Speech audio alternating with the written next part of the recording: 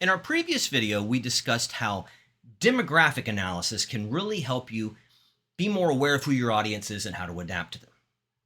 But another important part of audience analysis is what we would call situational analysis, which involves other things involving the audience outside of demographics that you also want to think about, because they not only affect things that you may want to include or exclude in your speech, but other requirements that may be placed on you as the speaker that you want to be sure you take into account.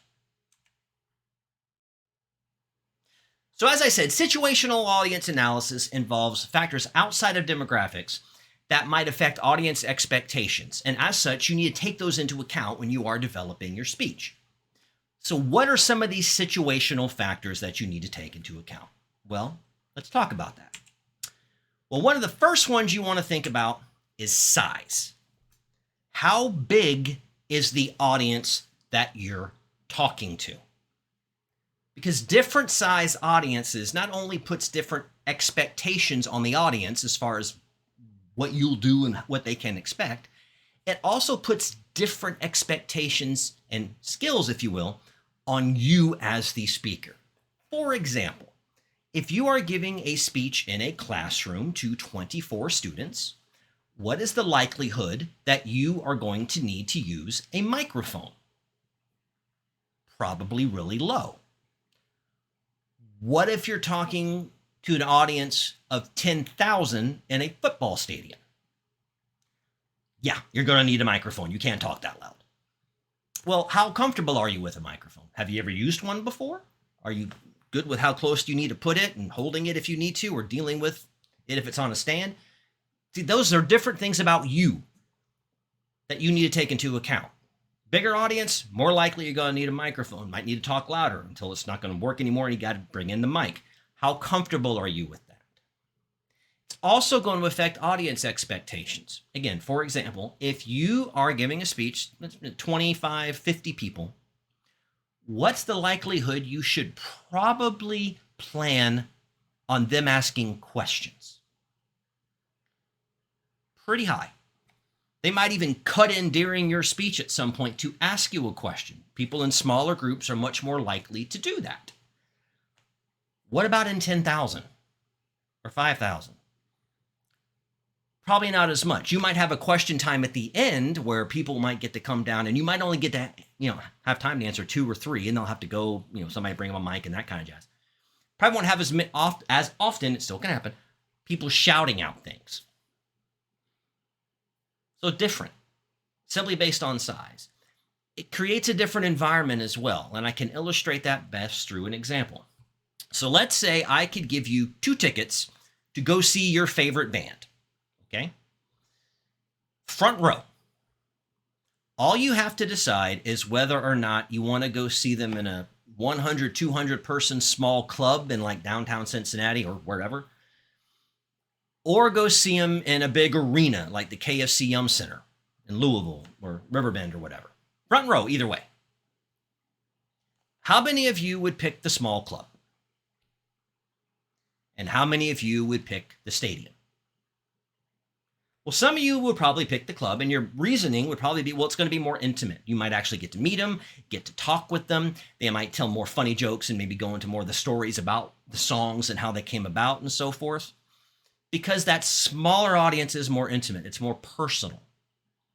Now, those that picked the arena, if I had to guess, you probably picked it because you will get a show. You will get a spectacle.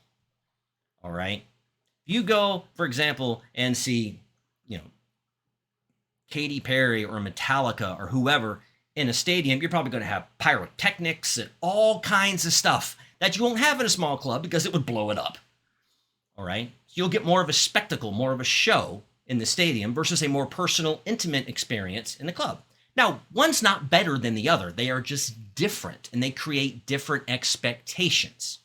So you need to take that into account, how that's going to affect you as a speaker and what's going to be needed of you and what you can expect based on the size.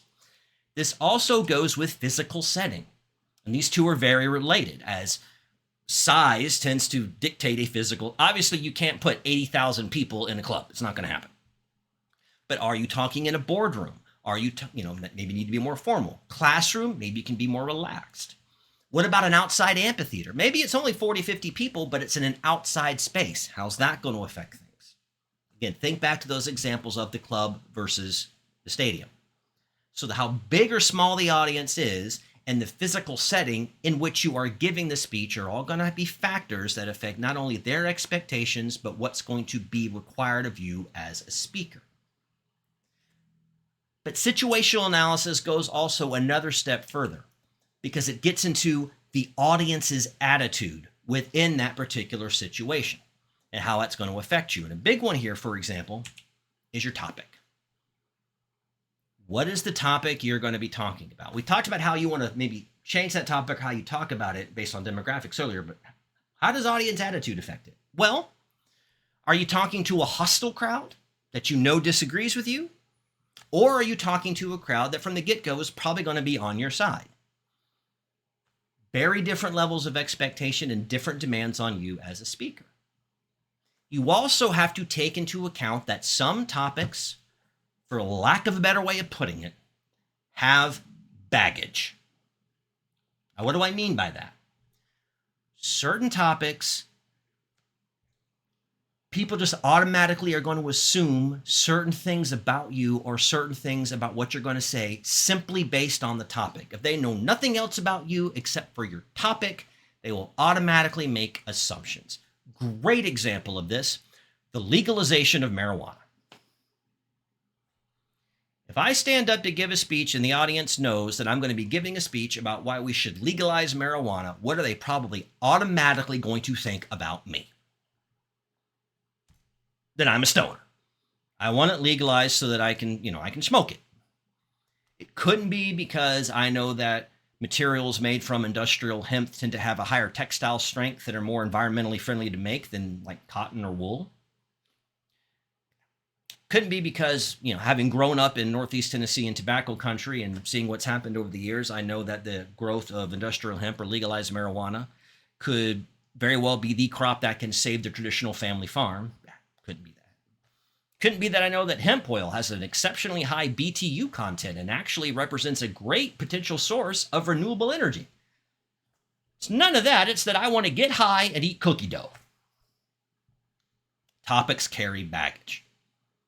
Now, I'm not telling you to stay away from those topics at all. No. But understand that baggage going in. Understand you will have to confront that baggage and those audience's attitudes and just plan for it. You can even turn it into a joke. You start your introduction and go, I know most of you think I just want to get high and eat cookie dough. But I've actually never smoked it in my life and have no intention to. But there's other things, address it head on to try to tear that down. The same can be true of just you as a speaker. Now, more than likely, this is not the case at this level in your career, okay? That's normal. But if we were in class, a physical class, and somehow I could convince former President Donald Trump or former President Barack Obama or Elon Musk or Bill Gates to come into that little class and give a speech, chances are, if I had to bet, every single one of you would have a predisposed attitude towards each of those people, either positively or negatively, just based on who they are. And that happens all the time. Now, again, at this stage in your career, probably not that big of a deal, but sky's the limit. Who knows where you'll be in 20 years? But sometimes speakers carry baggage too. And then lastly is the occasion. What is the occasion in which you're giving the speech? Are you coming just to talk to an audience at, a college university to talk about a specific political perspective? Are you talking at a conference to a group of peers? There's all types of different occasions where you may be called to give a speech, and certain occasions tend to come with an expectation of certain types of messages. For example, funerals. As we talked about in one of our earlier videos, one of the general purposes of public speaking is to entertain, and a eulogy, a speech you give at a funeral, is technically considered a speech to entertain. I know they may sound kind of grisly, but it's in that category because it's not designed to inform or persuade. It's designed to celebrate, hence entertain. I know. But what type of things would you expect somebody to say in a eulogy. We will miss them. They're in a better place. They're a good person, all this kinds of things. You would not expect somebody to get up at a eulogy and say, "We are all here today just to make sure this jerk is dead. None of us liked him. They were a horrible human being. Quite frankly, many of us questioned what in the world Mother Nature was thinking when they created him. And a lot of us probably were thinking they're not really dead because we know they ain't getting into heaven and hell's probably afraid they take over. So we're here just to be sure this jerk is actually dead." You would not expect that from a eulogy. Wedding toast. You wouldn't expect the best man to look at the groom and go, "Seriously, her? That's who you picked. What is wrong with you?" Or vice, or the maid of honor, whatever. You wouldn't expect that. That's not what the occasion tends to call for. Now, to be fair, you can make the choice to deliberately violate the occasion expectations. You can choose to do that to make a point. A great example of this that you might have seen in the past. Some of the more notable exceptions to this are at the Oscars. There's been several examples of an actor, actress, director, producer winning an award and as part of their acceptance speech, using that to talk about an issue that they care about, whether it's been war, poverty, whatever. Okay, it's not what you expect somebody to say when they get an award, but they choose to do that to raise awareness. If you choose to do that, that's fine. That is your call. Just be prepared. There might be some backlash for violating that occasion. So these are some things dealing with the situation that you want to think about as guidelines for what is going to be expected of you and the things the audience is going to be dealing with. How big are they, and where are you giving the speech? What does that mean? And what are their predisposed attitudes to both the topic, you as the speaker, and the occasion? So situational analysis paired with demographic analysis can provide you some really good, effective tools for some broad ideas, and I stress again, broad ideas about how you need to adapt your speech and what you're talking about and how you're talking about it to best resonate with your audience. Again, the audience is everything. What do they need to hear? How do they need to have it explained? And audience analysis with demographics and situational thinking can help you achieve that much more effectively. So do not underestimate the importance of looking at demographics and the situation when you give a speech. As always, I hope you found this video informative, and I will see you in our next video. Have a good day.